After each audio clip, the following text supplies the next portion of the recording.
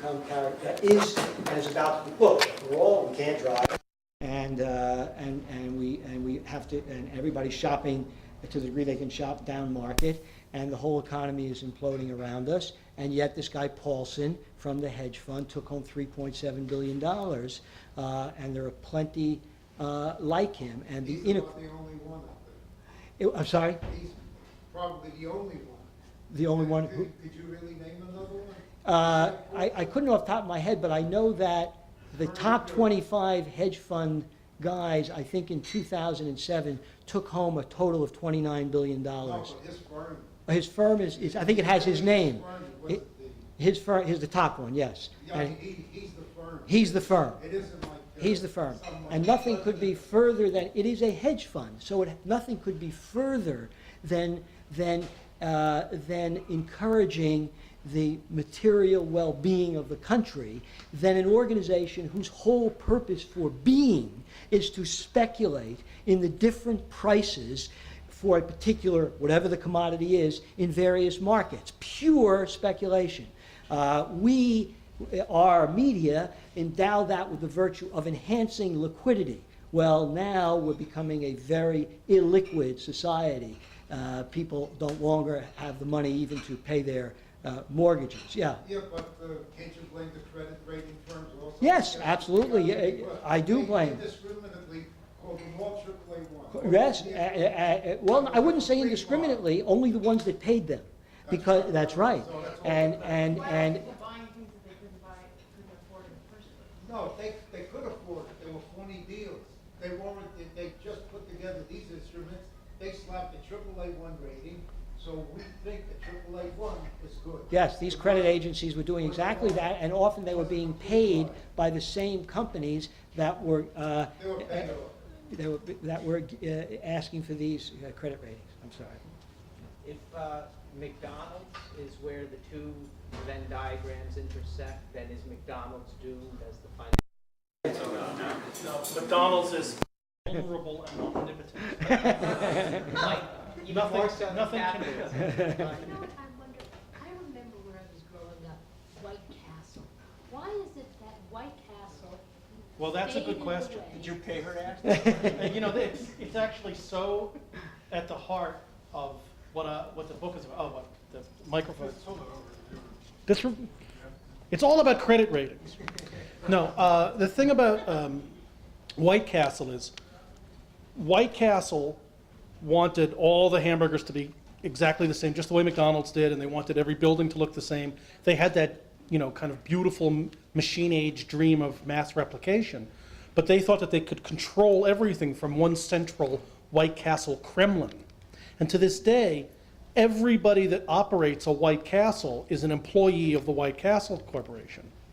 So the growth was stunted, and because it couldn't draw on the essential entrepreneurial energies of small timers. Like McDonald's, the guy that owns the McDonald's, he owns that McDonald's. He doesn't own the land because he leases it. He doesn't own the store because he leases it, but he has ownership of it in a way that a White Castle operator doesn't.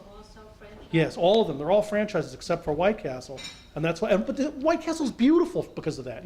Like White Castle is like the colonial Williamsburg of hamburgers. Like the White Castle. Now, by the way, we have maybe even more than myself, probably the single greatest admirer of White Castles in America, Andy Chernoff from the Dictators here, and.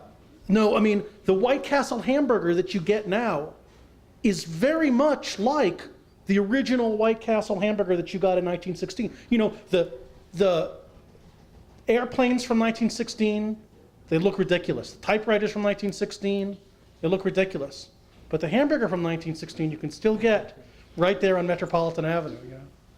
Don't you think White Castle, they never innovated with a Whopper or it's really just the burger and the cheeseburger. But that's what I was going to say too, is there was no diversification, and there's never been a product anywhere in America that I can think of that has survived and grown without diversifying their thing.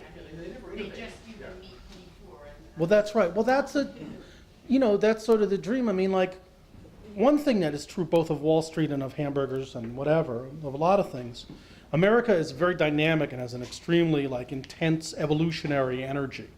So what is it, the Henry Adams thing, the dynamo and the something else in the dynamo? The Virgin and the dynamo, right?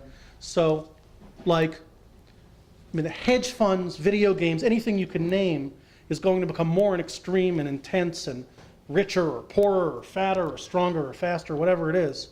And anyone that resists that urge is essentially un-American. So like White Castle, I mean, you know, because it's, you know what I mean? It's that sort of Monticellian idea. So. Thomas Jefferson would have loved the White Castle hamburger, you know? Like Hamilton is a Big Mac man, and Jefferson is a White Castle man. Jefferson was a naturalist, wasn't he? He used the plants. He wouldn't have liked White Castle. He just wouldn't. He hates city. Well, that's true. I have a question for you. All this, like you mentioned, Morgan Spurlock and Schlosser. Has this stuff hurt McDonald's business in this country? McDonald's business, you know, like the way that they figure these things is like, not has it gone down, but how has growth, the speed of growth. No, that's right. And the speed of growth of McDonald's has, you know, has slowed, but more for reasons having to do with internal management and economics than the pinpricks of a Morgan Spurlock. What about oversaturation of the market? Aren't there enough McDonald's already built in this country? Well, one problem they had is McDonald's never wanted to go into cities because it was a big hassle and they have bad employees and they can't control the franchisees the way they like. But they ran out of suburbs to build them in, so there was so many people, hungry, poor people in cities that wanted to eat hamburgers, they had to build them in. That's been kind of a headache for them. And their experiments in India like didn't go over as well as they did in Japan, say, or Russia. But I mean, it's like saying that, you know, like El Nino, like only, you know, like covered 3/4 of the globe instead of, you know, like 4/5 of it. Yeah. Right. I mean, they have an almost divine potency. Right. That's what I mean to say. Right. It's like whether the hedge fund guy, like, he only made 3.3 billion or 2.7 billion or whatever, you know. Yeah.